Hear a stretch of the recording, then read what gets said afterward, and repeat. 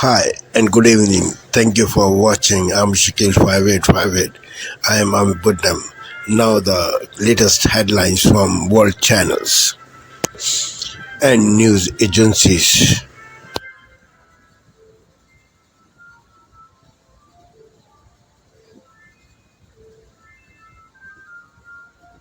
Purported leaked. Good evening, it's a minute past 11. I'm Joe Casper in the GB Newsroom. Well, just moments ago this evening, Donald Trump and Prince William have met and held talks. Speaking to reporters, the US President-elect said the Prince of Wales was doing a fantastic job.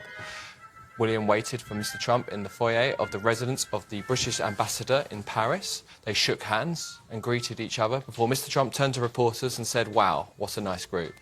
He then pointed to the Prince of Wales and added, "Good man, this one." The pair were in France for the evening ceremony of the reopening of the Notre Dame Cathedral, which was hit by fire. The Prince of Wales asked the President-elect if he had warmed up following a wet and windy evening, to which Mr Trump replied that he had, and that it was a beautiful ceremony. The get-together lasted around 40 minutes and finished at about 20 past 10 local time.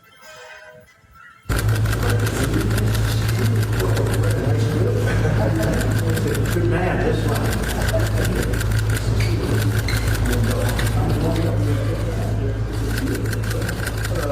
Well, earlier this evening, the ceremony hosted by Mr Macron took place to feature the opening of the cathedral's huge doors, the replaying of its organ, consisting of 8,000 pipes, and the first mass since its restoration.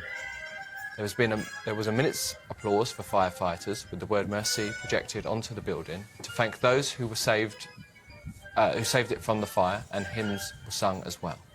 During a speech, Mr Macron thanked the Brotherhood for helping the 5-year rebuild, adding Brotherhood from all continents, from all religions, from all walks of life, all united in hope.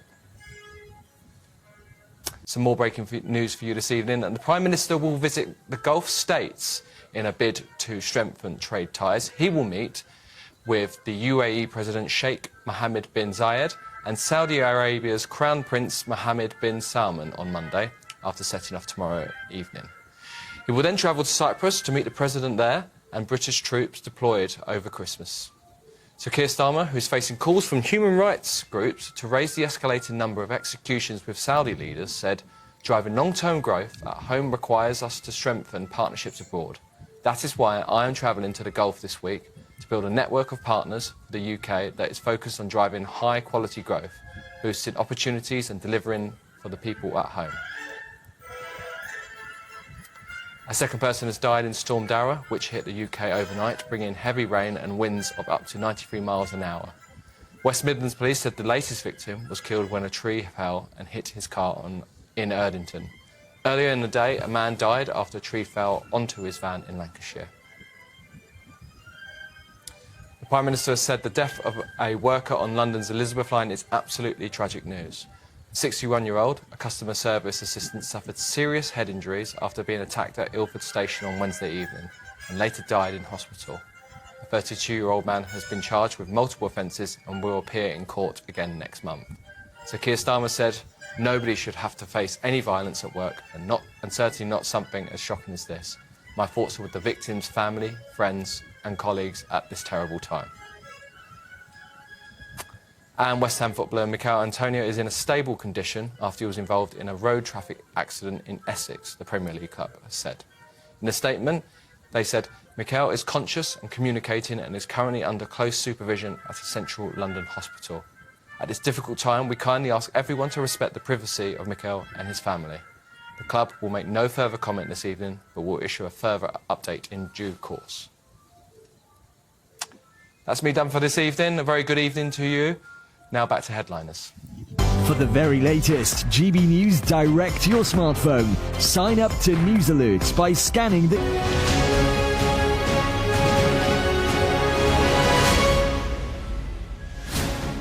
Good morning. You are watching Sky News live at 5 o'clock this morning, and we start with breaking news. There are reports that Syria's President Bashar al-Assad has left the country's capital as Syrian rebel forces say they've captured the capital, Damascus. Well, now the country's prime minister says he's ready to hand over the government to the opposition in a peaceful transition of power. Meanwhile, eyewitness reports say people have gathered in the main square of the capital, waving and chanting freedom. Earlier, the leader of the rebel group, Hayat Tahrir al-Sham, a former al-Qaeda affiliate, claimed that rebels are in the final moments of liberating the central city of Homs. Dear brothers, we are living in the final moments of the liberation of the city of Homs, with the permission of Allah Almighty. .net.au/emergency.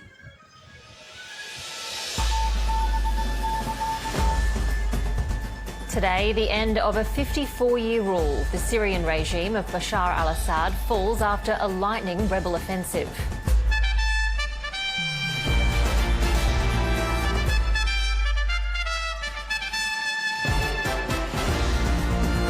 The Prime Minister, Anthony Albanese, denounces an attack on a Melbourne synagogue as counter-terrorism units investigate.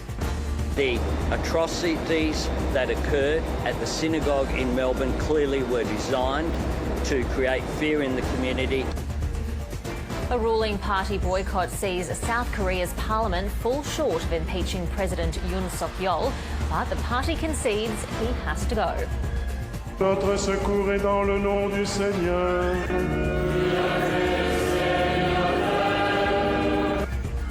And world leaders gather to witness the reconsecration of the Notre Dame Cathedral in Paris.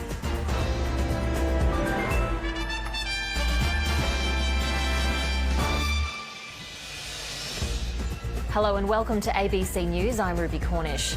The Syrian government appears...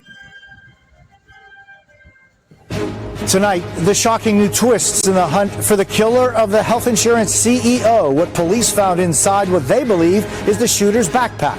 The new photo of the backpack abandoned in Central Park. Inside, a stack of Monopoly money. Is it a message from the killer? The murder weapon still missing. Plus, what police revealed about his time at a hostel. Days of eating meals with his mask on. The historic moment in Paris today. The doors of Notre Dame Cathedral finally reopened, the bells ringing once again.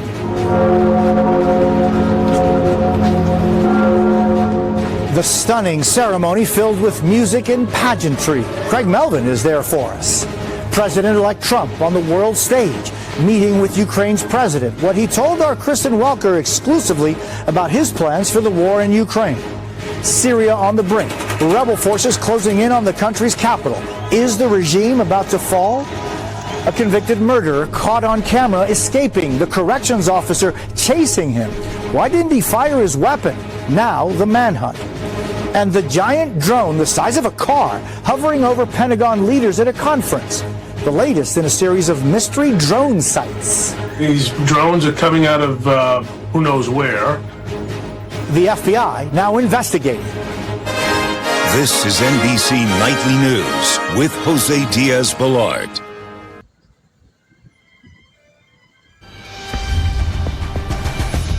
Good morning, America. Breaking overnight, new clues in the manhunt for the suspected killer of the United Healthcare CEO. This backpack recovered, believed to belong to the gunman. Possible new DNA evidence with the search expanding nationwide. Jury deadlocked, the judge dismissing the top charge against Daniel Penny, accused of using a deadly chokehold on a New York City subway passenger, after jurors said they couldn't reach a decision. What happens next? Polar plunge.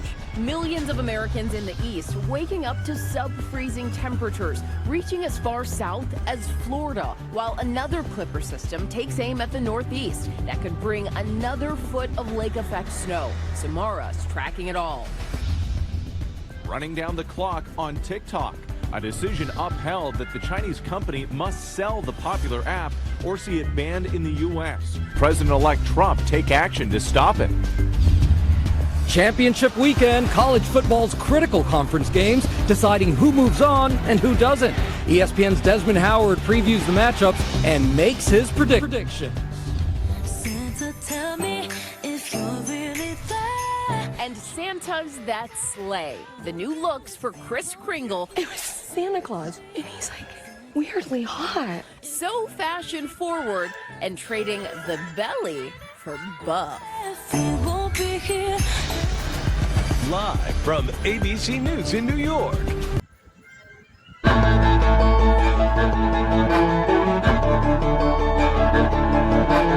This is not expected to be a good year on the farm.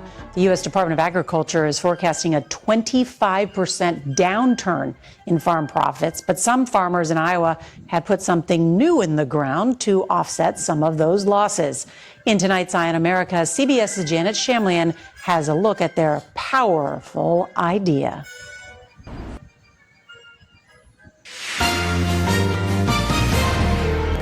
On this Saturday night, France's iconic Notre Dame rises. The reopening of the famed cathedral. The politicians, the pomp, and the prayers. Syria under siege. I don't think many people saw this coming. The unexpected insurrection and the push to take the capital. South Korea's president survives impeachment for now. The fading hopes following his declaration of martial law. And the lucrative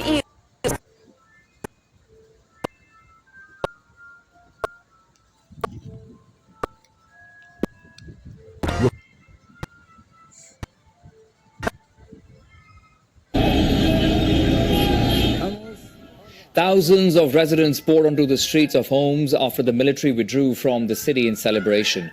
The fall of Homs gives the insurgents the country's central city, severing the capital of Damascus from the coastal region where Assad's religious sect and Russian allies are located. Let's now invite John Allen, a former Canadian ambassador to Israel, to understand the situation. John, good evening and thank you for your time. What's your take on the turn of events in Syria? Rapid advancement in the last 24 hours by opposition forces of that group called HDS that has seized 4 major cities, including Homs. It's incredibly surprising the speed at which they have essentially turned the Middle East upside down. Iran has essentially left. I don't think Russia is now capable of saving Assad. It seems like HTS and others are moving towards Damascus. There are some reports that the Palace Guard is leaving. And all of a sudden we have a very, very different Middle East with the Shiite ring that was so strong for so long, a combination of Iran, Hezbollah, Syria, and the Houthis is now severely weakened, and the Assad regime after 57 years may soon be gone. So are you saying that the fall of Damascus is inevitable? It will happen now, looking at how things have rapidly escalated? The Americans are saying so, and it now does seem like Damascus will be the next domino to fall. Okay, what do we... As a young mother, what's your perspective on the state of healthcare? Very hard to get in to see primary care practitioners. Lots of people don't have them. We're lucky we have a family physician, but it's very hard to get an appointment. For me, I'm particularly interested in people who are coming here who are already physicians, already nurses, and yet cannot practice here. So it's kind of a ridiculous situation that we don't have enough physicians, for example, but we have physicians who are driving taxis. I have a husband with a terminal illness, and we've gone out of province and out of country to get timely access to the treatments that he needs and the diagnosis that he needs. Thankfully, he's not in any type of care at the moment. The family is able to do it, but it's true that there's just not the timely access that we need.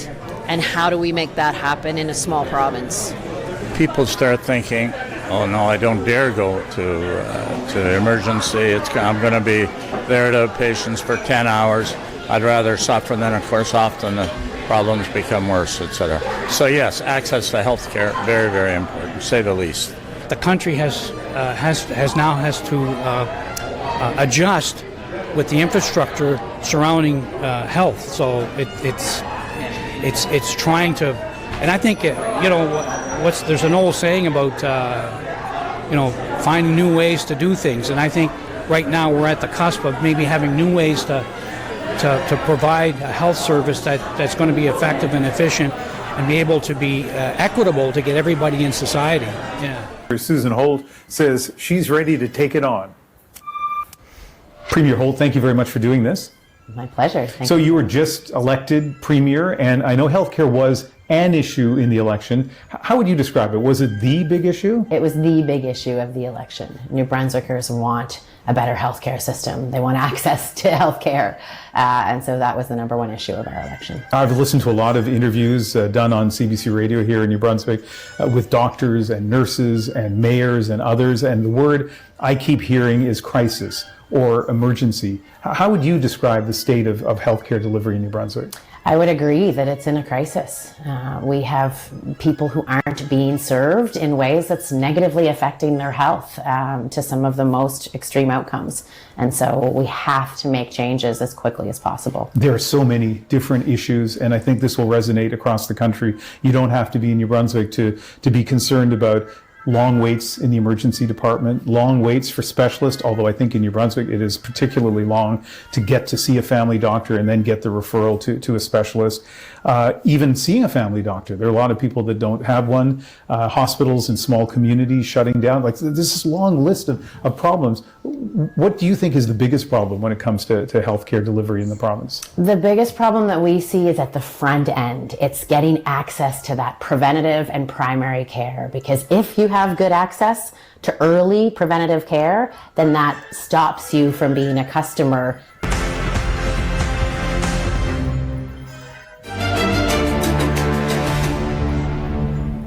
Headline news this hour.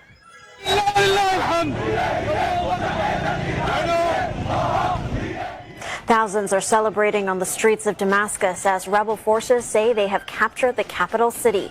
The insurgents announced the start of a new era in Syria. President Bashar al-Assad has reportedly fled the country, while the prime minister announced he was ready to cooperate with any new leadership. Days after the martial law chaos in South Korea, President Yoon Suk-yeol's future still hangs in the balance. The ruling party leader says Mr. Yoon will not be involved in national and foreign affairs before his early departure from office. The president avoided impeachment in Parliament yesterday, but reports say the opposition could table a new impeachment motion as early as Wednesday.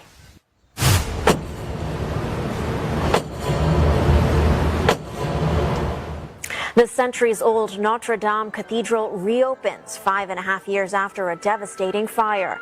The opening ceremony, attended by U.S. President-elect Donald Trump on his first overseas trip since November's election victory. And that's the latest from the CNA Newsroom.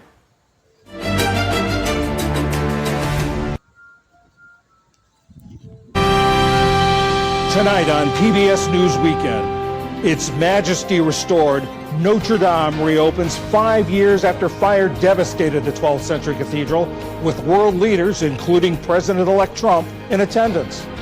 Then, with drunk driving accidents expected to spike during the holiday season, we look at what lowering the legal limit could do for safety, and how a family of North Carolina Christmas tree farmers overcame Hurricane Helene's destruction to get trees to market and one to the White House. This year, it's extra special for the fact that it's coming from our area that was so heavily devastated, and that we can send a Christmas tree to the White House to represent Western North Carolina as a gift to the people.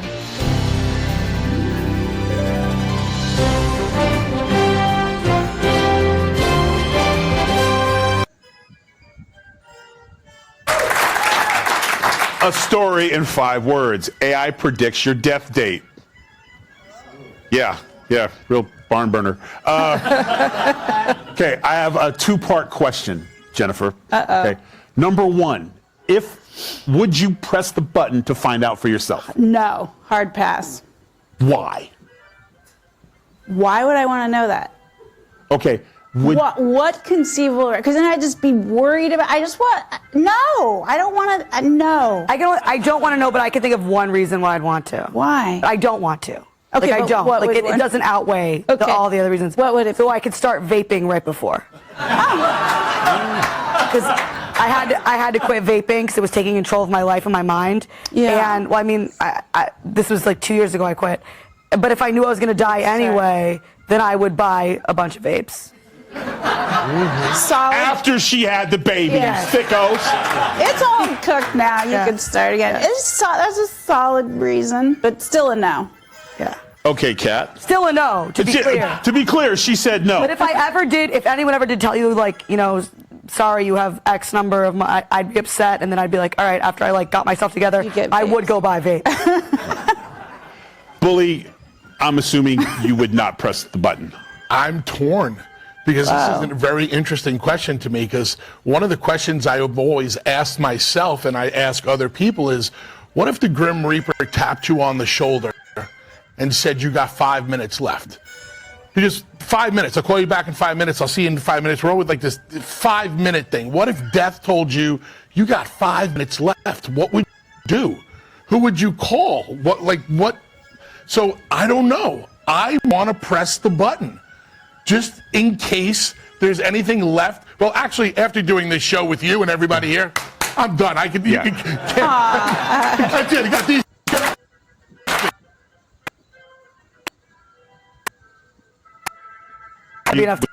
Back on your halves. Of course. Yeah. Don't miss the new episode on France 24.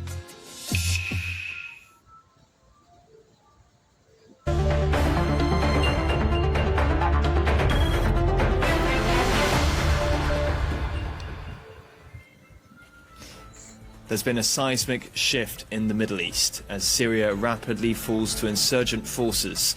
The rebels claim to have entered the capital Damascus and say President Bashar al-Assad has fled. And we'll be talking a lot more about this because things are moving very quickly in Syria. We're bringing you all the latest as we get it. Reuters is reporting that Syria's army command notified its officers on Sunday that President Bashar al-Assad's 24-year rule has ended.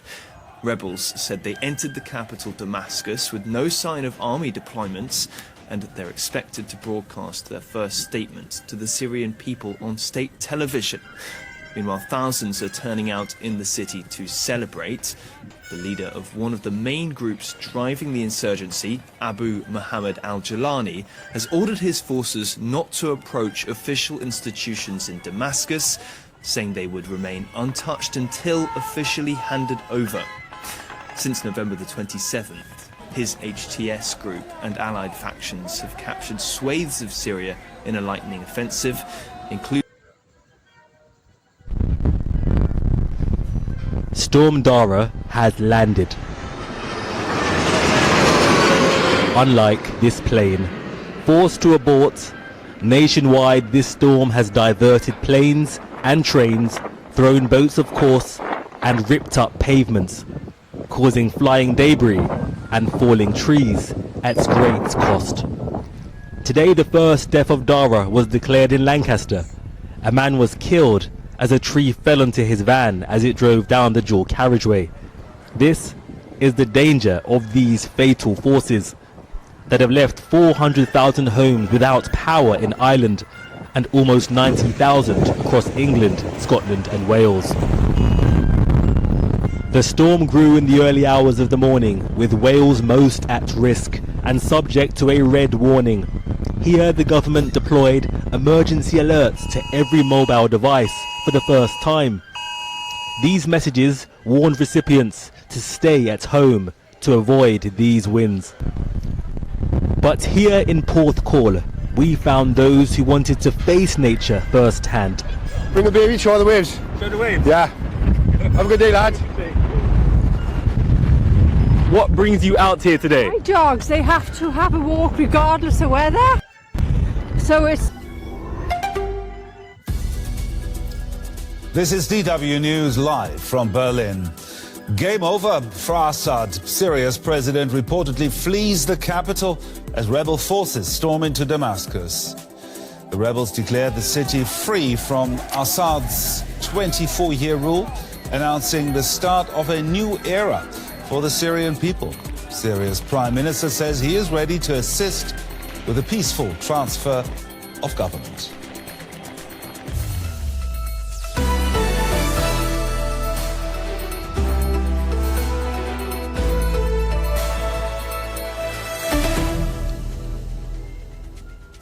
Gerhard Elfers, welcome to the program. We begin with breaking news from Syria. President Bashar al-Assad has reportedly fled the capital Damascus to an unknown destination after rebel forces entered the city, meeting little resistance. The insurgents have declared the city free from Assad's rule that lasted for decades, less than 2 weeks after launching their lightning offensive. Citing senior military officials, Reuters reports that the Syrian Army Command has notified its officers of the fall of the regime. Syria's... Welcome. It is now 3:50 GMT, approaching 6 a.m. in the Syrian capital. And in just the past few minutes, the Syrian army has announced the fall of regime leader Bashar al-Assad. Opposition forces are saying that they have captured large parts of the capital, Damascus, with little significant resistance. That follows a rapid advance made over the past week. Now, this was the Prime Minister speaking just a short time ago. I have not left my house. The Syrian people are anxious at this moment. The state buildings are public buildings. They belong to the Syrian people. We give our hand to all Syrians to protect the resources of this country. We stretch. Burkina Faso's ruling military leader, Ibrahim Traoré, has sacked the country's prime minister and dissolved the government according to a presidential decree issued on Friday. Since October 2022, Apollinaire Joachim Kailem de Tambela served as prime minister. No reason has been provided for his dismissal. Official ongoing matters will continue to be handled until a new take power. Hundreds of people marched in Chad on Friday to call for the withdrawal of French troops, a week after the Central African country ended a military agreement with its former colonial ruler. Some protesters went to a military airbase where French soldiers are stationed and called for their departure. Others gathered in front of the French embassy. We say to Mr. President Mohamed Idris Deby, the people are with you, the people are next to you. Go ahead. Vladimir Putin has signed a treaty offering security guarantees to Belarus, including the possible use of Russian nuclear weapons. The signing of the pact in Minsk follows the publication of a revised version of Russia's nuclear doctrine, which for the first time placed Belarus under the Russian nuclear umbrella. Speaking alongside Belarus's President Alexander Lukashenko, Putin said he was sure the treaty would ensure the security of Russia and Belarus systems. Insurgents in Syria led by the Hayat Tahrir al-Sham group are advancing on Homs as they make their way towards Damascus in a bid to overthrow President Bashar al-Assad. HTS has seized 2 towns on the outskirts of Homs, the latest in a lightning advance over the past week, which has seen them take Aleppo and Hama in the face of little resistance by government forces. Pressure on the Assad government is intensifying on multiple fronts in Syria. In the east, the Kurdish-led Syrian Democratic Forces said they had moved into the government-held half of the city of Deir el-Zor, apparently without resistance.